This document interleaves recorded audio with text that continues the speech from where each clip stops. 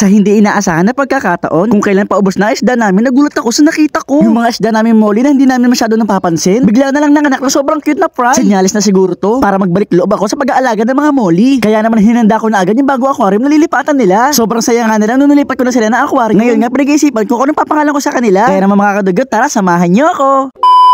Isang umaga, bibisitahin ko lang sana yung nag-iisang flower horn na natitira sa amin. Kaso nagpapapansin tong aso ko. Charot, love ko yan. Kasi sa lahat ng mga flower horn namin, itong isang peraso na lang natitira. Naibenta na kasi namin lahat ng flower horn. Ang masasabi ko lang, sobrang swerte nyo kapag nakapagparami kayo ng flower horn. Kaya lang sobrang hirap mag-alaga, kailangan nyo na marami aquarium. Habang pinagmamasdan ko nga itong mga aquarium, nagulat nga ako sa nakita ko. Dito ko kasi nilagay yung mga Molly ko. Dati nga pala 5 sila, pero dahil sa labas sila ng bahay nakalagay, merong nangunguha. Nung nailipat ko nga sila dito sa aquarium, medyo napabayaan ko na sila. Kasi ito isa na kulay orange, ngayon medyo maputla na. Dahil nga sa napapabayaan ko na sila, kaya sorry naman. Pero hindi talaga yun ang kinagulat ko. Ay kinagulat ko ay hindi ko inaasahan na makakanak pa sila ng isang piraso. Dahil sa isang pirasong fry na yan, nabubuhayin tuloy ulit ako ng loob. Parang gusto ko na sila ulit alagaan ng todo at paramihin. Kaya nga ito, naghahanap ako ng bago na ng lilipatan. Wala kasi kami maliit na aquarium. Kaya naman susubukan ko muna sila dito, ilagay sa Tupperware. Okay naman na sila dito. Inalis ko lang pala muna yung laman para mahugasan. Dahil medyo mabaho na nga, ilalagyan ko na to ng sabon. Sobrang medyo maalikabok na rin kasi. Mahirap na baka makain na lang yung alikabok. Sobrang paglilinis nga pala ang ginawa ko dito. Siyempre bagong bahay nila to, kailangan maganda. Kahit nga hindi kailangan Pati yung ilalim ay kinuskus ko na rin. Dito na nga din pala ako kumuha ng tubig sa gripo namin. Malinis naman to at hindi naman maarte sa tubig ang mga Molly. Dito ka pala muna nilagay sa labas para maarawan. Ang technique kasi na ginagawa namin para mag-green yung tubig o maglumot ay kailangan maarawan. Napanood ko nga pala sa vlog ni Boy Machunuri. Naglalagay siya ng asin sa tubig para daw mawala yung mga bakterya. Kaya naman ginawa ko din. Nakita ko nga din tong pamatak na ginagamit ni Boy Ubo sa mga isda niya para din siguro to malinis ang tubig. Ang kailangan daw ay 6 to 8 drops. Ang kaso nung pagpisil ko, akala ko patak lang yung lalabas. Pero sumirit, hindi ko tuloy sure kung gaano makadami, kaya naman tinansya ko na lang. Naglagay na nga din pala ako ng mga bato-bato para kahit papaano ay meron silang mataguan o mapaglaruan. At saka madalas itong mga bato na to dito kumakapit ng mga lumot. At okay yun dahil gustong-gusto naman yun ng mga isda. Pagkatapos kong ayusin yung bago nilang lilipatan, kukunin ko na nga sila gamit itong net. Dahil mahirap nga sila maghuli, nagpractice pa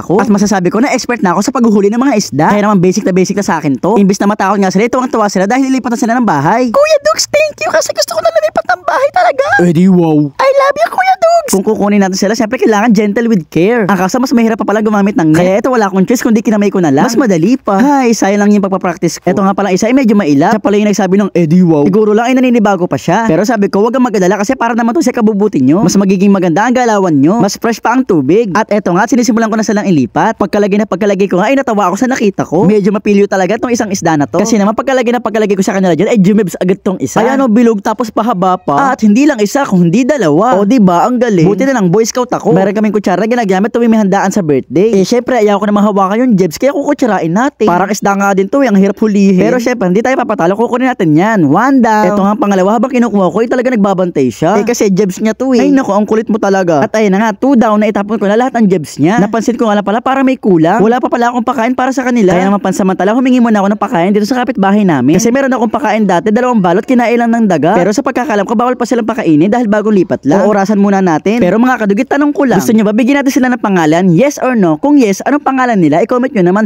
Kung no, bakit naman ayaw nyo silang bigyan ng pangalan? Gusto ko yung maganda ha, pipili ako ng cute. Sa ngayon, yun lang muna. Thanks for watching. Bye-bye! At shoutout po pala kay Jan Sabege. Salamat po sa support. Yeah!